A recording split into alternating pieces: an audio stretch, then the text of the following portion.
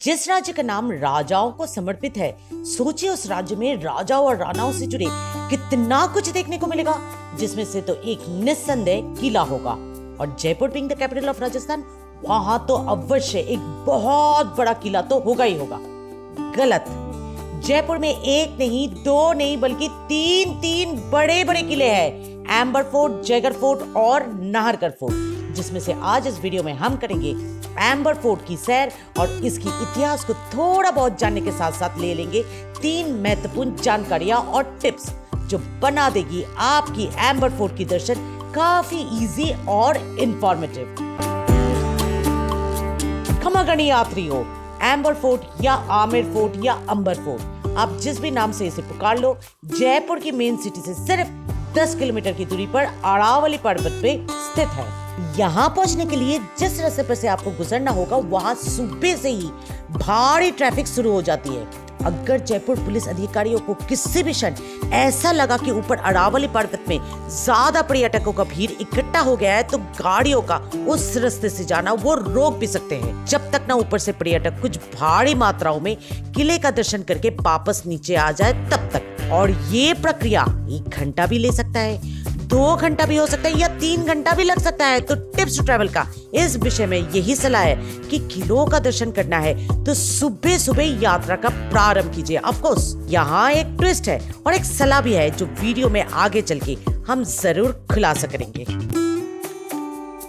ये तो आप लोगों को बता दिया हमने कि कितने बजे जाना है, पर कैसे जाना है, कैब से, रेंटेड बाइक या कुछ और। वेल, सिस्टम यहाँ का कुछ ऐसा है कि आमेर किले का 2 मुख्य फाटक है, एक सूरज पोल तो दूसरा चांद पोल। अगर आप रेंटेड बाइक या ऑटो टोटो वगैरह से आते हो तो पार्किंग की सुविधा किले के नीचे है।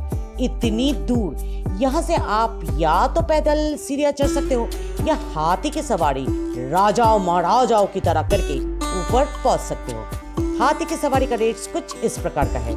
पैदल हो या हाथी की सवारी, जो भी आपका माध्यम हो, यहाँ किले का प्रवेश होगी आपकी सूरज पोल से, यानी सूरज गेट। और इस गेट का नाम सूरज पोल इसलिए रखा गया है क्योंकि सूरज की किरणें जयपुर में पहले इसी दरवाजे से होकर गुजरती हैं। और अगर आप निजी वाहन से आते हो तो आपकी प्रवेश होगी चांद पोल से।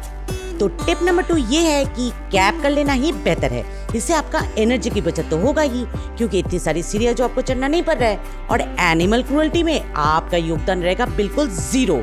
और ऊपर से टिकट काउंटर भी तो चांद पोल के करीब ही है। रही बात कैब की, तो उन लोग बोलते तो है 1000, 1200, 1500, पर बार्गेनिंग के बाद 500-600 में आ ही जाता है। हम लोग ने कैब लिया था सौरभ ट्रैवल से, जिसका विजिटिंग कार्ड विद एड्रेस और फोन नंबर फिलहाल अभी आपको स्क्रीन पे दिखाई दे रहा है। आप यहाँ पर भी संपर्क करके अपना उड़न तसरी मंगवा सकते हो। तो आ गए हम एम्बर फोर्ट के भीतर, जहाँ से अरावली पर्वत का नजारा इतना सुंदर है कि क्या ही बताएं आपको। वेल, एम्बर फोर्ट 4 भागों में बटा हुआ है। पहला तो ये स्थान जिसे जलेब चौक कहा जाता है, यहाँ प्रवेश बिल्कुल मुफ्त है और आप यहाँ आकर पिक्चर्स, वीडियोस और रील्स वगैरह बिल्कुल फ्री में बना सकते हो। पुराने जमाने में राजा हाथियों पर सवार होकर यहीं पर से किले में प्रवेश करते थे। सर्वेंट्स क्वार्टर और एक मंदिर भी यही भाग में बसा हुआ है। दूसरे वाले भाग में प्रवेश करने के लिए आपको 100 रुपए का एक टिकट काटना पड़ेगा और इस सिंह पुल यानी लायन गेट से होकर दीवाने आम और 27 कचेरी यानी रिकॉर्ड रूम में पहुंचा जाता है। यहाँ पर से जो तालाब आपको दिखाई दे रहा है ना, उसका नाम माउटा लेक है। और उसके बीच में जो बाग है ना, कहा जाता है कि राजा मान सिंह, जो कि इस आमेर किले का निर्माण करता है, अपने जीवन काल में केसर की खेती करने की कोशिश किए थे पूरे 7 सालों तक, पर राजस्थान के क्लाइमेट उनकी इस मंसूबे में पूरा पानी फेर दिया था। खैर, दूसरे वाले भाग में संगे मरमर और लाल बालुआ पत्थर का निर्माण आपको पूरा चौकित कर देगा।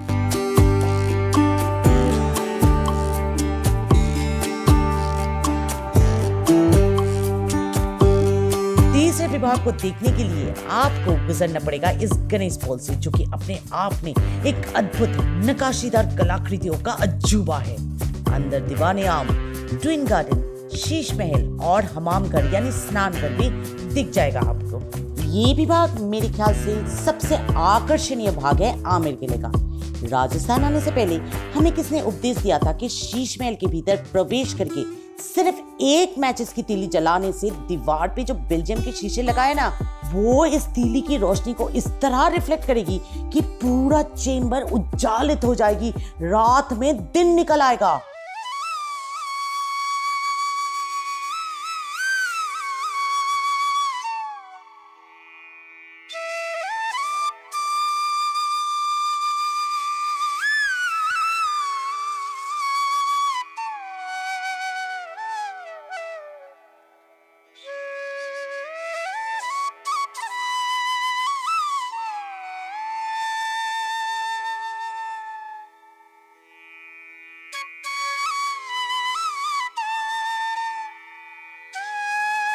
पर हमारी किस्मत देखो, चेंबर तो रस्सी से ब्लॉक कर दिया गया है और अंदर एक नमकुल पुलिस अधिकारी टहल दे रहा है। फिट्टे मुंह कहीं का, पूरा रोमांस का गला दबा दिया रियलिटी से। कोई नहीं, हमाम घर के अजूबे से ही हमने अपना दिल बहल लिया, क्योंकि वो हमाम घर वास्तव में पुराने जमाने का जैकुजी आप कह सकते हो। सर्दियों में कॉपर प्लेट्स और पाइप्स के विज्ञान से आता था यहाँ गर्म पानी, और गर्मियों में ठंडा ठंडा पानी। यार सचमुच उन दिनों जब विज्ञान किताबों में नहीं दिमाग में बसा करता था, तब का ये निर्माण है जो आज भी सही सलामत हम लोगों का मनोरंजन, ज्ञान और चौकित का कारण बन रहे हैं। जबकि आजकल के करोड़ों रुपए के अयोध्या मंदिर निर्माण के तुरंत बाद की पहली बारिश से ही हो जाता है खत्म, टाटा गुड बाय। खैर, अब हम लोग किले की चौथी और आखिरी भाग में प्रवेश करते हैं, और यहाँ पर ही है सबसे बड़ी गोलमाल, क्योंकि इतने सारे द्वार कुछ समझ में नहीं आता है कि कौन में से प्रवेश करे। ये एक्चुअली ऐसा इसलिए बनाया गया था क्योंकि राजा मानसिंह अपनी 12 बिन्नियों समेत यानी बीबियों के साथ यहाँ रहता था, और दुश्मन को चकमा देने के लिए इसे भूल भुलैया जैसा निर्माण किया गया था। इस भाग को जनानी देवड़ी बुलाया जाता है, और यहाँ राजा मानसिंह के कक्ष के अलावा 12 बिन्नियों का कक्ष आपको दिख जाएंगे, और दिखेगा एक लंबी सी 2 किलोमीटर की सुरंग जो आमेर फोर्ट को जयगढ़ फोर्ट से कनेक्ट करती है। इनकेस अगर दुश्मन अचानक से हमला कर दे तो राजा अपने परिवार समेत यहाँ से भागने में सक्षम हो जाएंगे।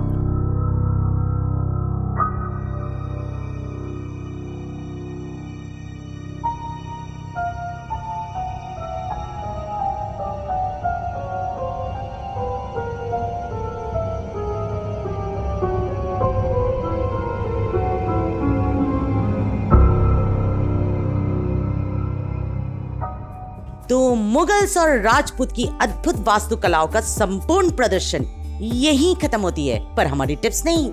हमने पहले ही कहा था वीडियो के प्रारंभ में कि सुबह सुबह अगर आप रवाना होते हो तो पूरा चांसेस है कि पुलिस अधिकारियां आपको रोकेंगे नहीं पर्वत चढ़ने से, और आप इन तीनों की तीनों फोर्ट्स को देख सकते हो पूरी तरह क्राउड को अवॉइड करते हो। पर उससे आपका एक चीज छूट सकती है, आपके शाम के light and sound show miss हो जा सकती है, क्योंकि वो शो सूरज पूरी तरह ढलने के बाद ही शुरू होती है, और आपका इन तीनों किलों का दर्शन ऑलमोस्ट 1 या 2 या 3 बजे तक तो पूरी तरह खत्म हो जाएगी। तो आप क्या करोगे? सलाह यहाँ यही है कि पहले आरंभ कीजिए आमेर किले से, फिर जयगढ़ किला देखकर नाहरगढ़ किला भी देख लीजिए, और थोड़ा सा विश्राम लेने के बाद वापस आमेर किला आकर एक 250 रुपए का टिकट काट कर आनंद लीजिए आमेर किले का लाइट एंड साउंड शो। और इस दौरान अगर भूख, प्यास और सुसु लग जाए तो उसका भी इंतजाम है यहाँ। चौथा भाग से आप जैसे ही बाहर निकलते हो तो cakes, cookies, cafe, coffee day की दुकानों के साथ साथ आपको मिल जाएंगे एक बड़ा सा कढ़ाई, जहाँ आपको तलकर आपको ही परोसा जाएगा। Enjoy your food.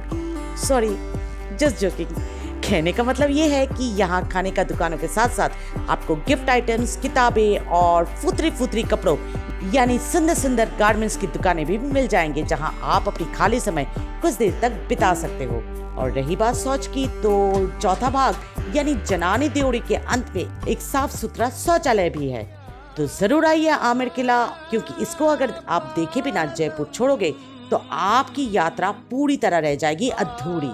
पधारोनी मारे देश। Click to see the next video and happy journey!